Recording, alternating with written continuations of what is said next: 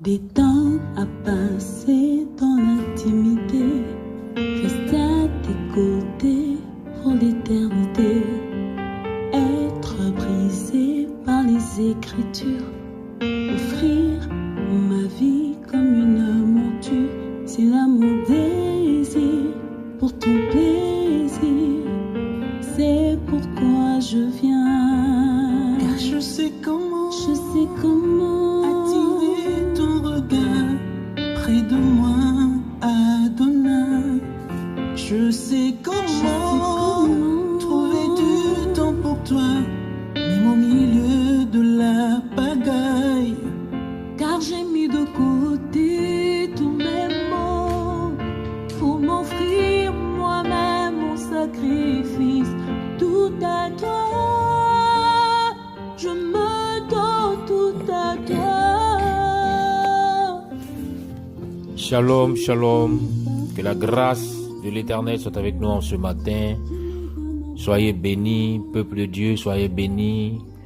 Bénis de l'Éternel. Quand ce jour, la paix d'Adonai nous accompagne. Quand ce jour, la grâce du Tout-Puissant soit avec nous. Que le nom du Seigneur Jésus-Christ soit glorifié en ce matin. Notre méditation de ce jour sera tirée du livre de Jean. Jean chapitre 8, à partir du verset 31 au verset 32. Jean chapitre 8, du verset 31 au verset 32. J'ai lu la parole du Seigneur. Jésus donc dit aux disciples qui avaient cru en lui: si vous persévérez dans ma parole, vous êtes vraiment mes disciples. Et vous connaîtrez la vérité, et la vérité vous affranchira. Amen. Voici nos versets de base pour cette méditation matinale. Et Jésus, ici, montre le secret à ses disciples. Il montre ici comment les disciples devaient se comporter, devaient vivre, devaient marcher. Aujourd'hui, dans la logique spirituelle, quand tu dis que tu es enfant de Dieu, quand tu dis que tu appartiens à Jésus-Christ, c'est que tu as déjà expérimenté cette étape de la foi, cette étape de la marche chrétienne. Il dit, si vous persévérez dans ma parole, vous êtes vraiment mes disciples. Et vous connaîtrez la vérité, et la vérité vous affranchira. Alléluia. Voyez-vous, bien-aimés, l'option d'expérimenter le Seigneur commence d'abord par être dans sa parole. Toute personne qui prétend être enfant de Dieu, qui est éloignée de la parole du Seigneur, ne peut pas expérimenter l'Éternel.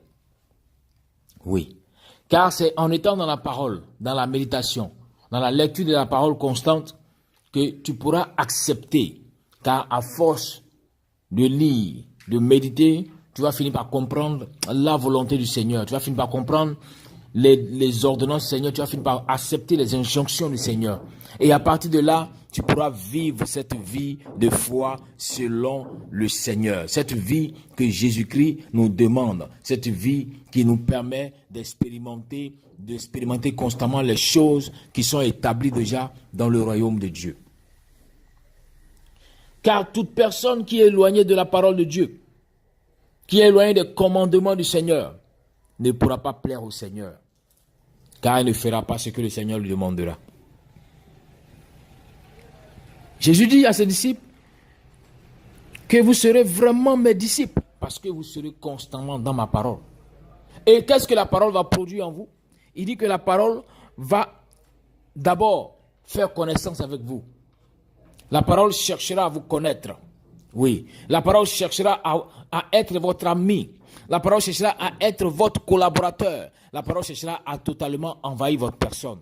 Et à partir de là, la parole pourra vous affranchir. La parole pourra vous affranchir. Vous savez, beaucoup vont dans les communautés, beaucoup vont prier le Seigneur, mais peu sont affranchis.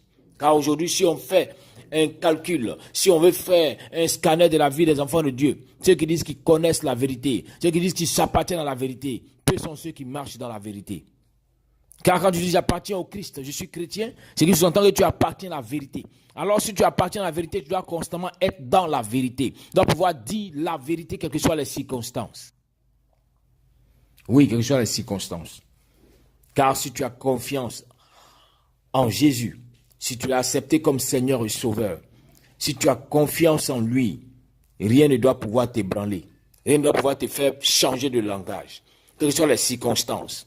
La chose la plus importante qui souvent tracasse les enfants de Dieu, c'est qu'ils croient en Dieu. Ils croient que Dieu existe. Même option qu'ont les païens, qu'ont les gens du monde. Mais ils n'arrivent pas à vivre selon les principes de la loi du Seigneur, de la parole du Seigneur. Car celui qui marche, qui vit selon les principes de la loi et des commandements du Seigneur est une personne qui croit fermement en son Dieu, qui croit fermement en l'Éternel, qui croit fermement en Jésus-Christ. La question que je viens te poser ce matin, est-ce que tu crois fermement en Jésus-Christ? Parce que si tu crois fermement en l'Éternel, il y a des choses que tu ne pourras plus faire. Laisser le mensonge conduire ta vie. Non, si je n'avais pas menti, on allait m'arracher ce contrat. Non, si je n'avais pas menti, je n'avais pas obtenu telle chose. Mais le mensonge t'empêche d'expérimenter Dieu. Car toutes les personnes qui mentent, qui commettent ces mensonges, sont des personnes qui n'ont pas confiance en l'Éternel. Ce sont des personnes qui appartiennent encore au diable, à Satan et à sa cohorte. Oui, car le diable a appelé le père du mensonge. Et en ce matin, je viens t'interpeller sur tous les mensonges que tu commets chaque jour, chaque heure, chaque moment. Arrête cette vie. C'est une vie qui démontre que tu n'as pas foi en l'Éternel, que tu n'as pas confiance. Tu dis être enfant de vérité, mais tu ne vis pas selon la vérité. Mais c'est là où Dieu fait que parce que tu n'es pas dans la parole.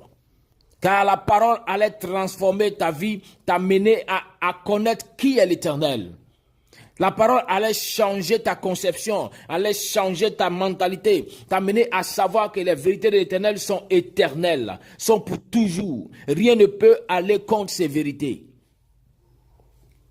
C'est pourquoi même quand quelqu'un dit des contre-vérités, Dieu le ramène toujours à la vérité. C'est pourquoi si tu n'arrêtes pas, tous ces mensonges que tu es en train de commettre et dire de toutes parts pour chercher à te camoufler ou à te protéger par ces mensonges. Jamais le mensonge n'a protégé quelqu'un. Tu verras quelqu'un, la vérité va refaire surface, le mensonge va t'écrouler. Le mensonge te mettra dans la confusion. Le mensonge te mettra la honte et l'humiliation sur toi. C'est pourquoi mon frère, ma soeur, ce matin, laisse-toi être transformé par la parole. Apprends à connaître la parole. Oui. Que la vérité de Dieu transforme ton cœur pour que tu t'éloignes du mensonge. Car même si tu as le choix de Dieu, quand tu entres dans le mensonge, Dieu mettra la vérité au devant pour que tu sois dans la confusion. Cela a été le cas d'Abraham.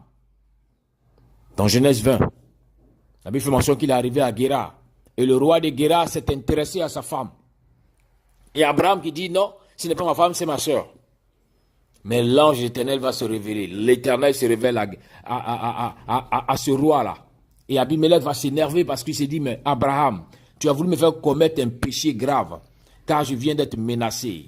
Voici que c'est ta femme, pourquoi me dis-tu que c'est ta sœur? Abraham dit en vérité, il n'y a pas de vérité là où il y a le mensonge. Abraham dit en vérité, c'est ma sœur, mais je l'ai épousée. Mais du moment où tu l'as épousée, ce n'est plus ta sœur, c'est ta femme. Apprenez à vivre selon la vérité. Abraham, qui est aujourd'hui le modèle de la foi, le modèle, le père de la foi, bien-aimé, a voulu un tant soit peu être dans le mensonge, Dieu l'a ramené à la vérité. C'est pourquoi tant que tu vas être dans cette manière de marcher, je vis un peu de vérité aujourd'hui, un peu de mensonge. C'est devenu comme du sel, du piment, du sel, du piment. Non, arrêtez cette connerie.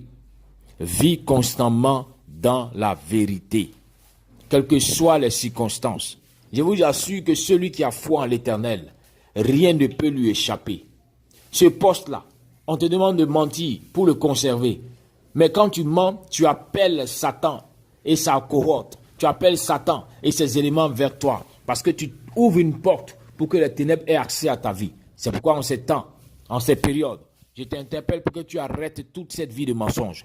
Apprends à connaître la vérité qui vient de l'Éternel. Apprends à découvrir cette vérité qui transforme, qui change le cœur, qui rend libre. Regarde un peu quand tu mens, c'est comme un fardeau qui est venu sur toi, tu n'es plus libre. Il y a des personnes à force de mentir, elles ne peuvent plus arriver dans certains endroits. Pourquoi? Parce qu'elles ont tellement menti que si elles vont là-bas, on découvre la vérité.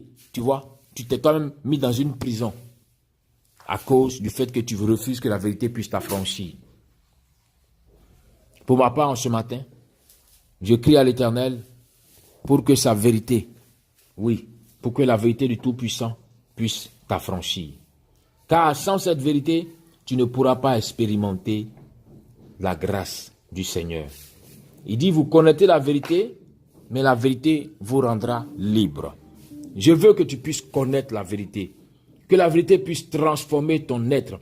Que la vérité puisse transformer ta personne totalement. Car si tu n'as pas cette vérité, tu ne pourras pas expérimenter le Dieu Tout-Puissant, celui qui a été avec Abraham, celui qui a connu Isaac, qui a béni Israël. Laisse-toi être transformé par cette vérité en ce matin. Vis selon la vérité. Car quand tu dis je suis chrétien, ça sous-entend que je suis un enfant de vérité. Si tu es un enfant de vérité, ne laisse pas le mensonge conduire ta vie. Sois libéré en ce matin de tout mensonge quelconque au nom de Jésus-Christ. Amen.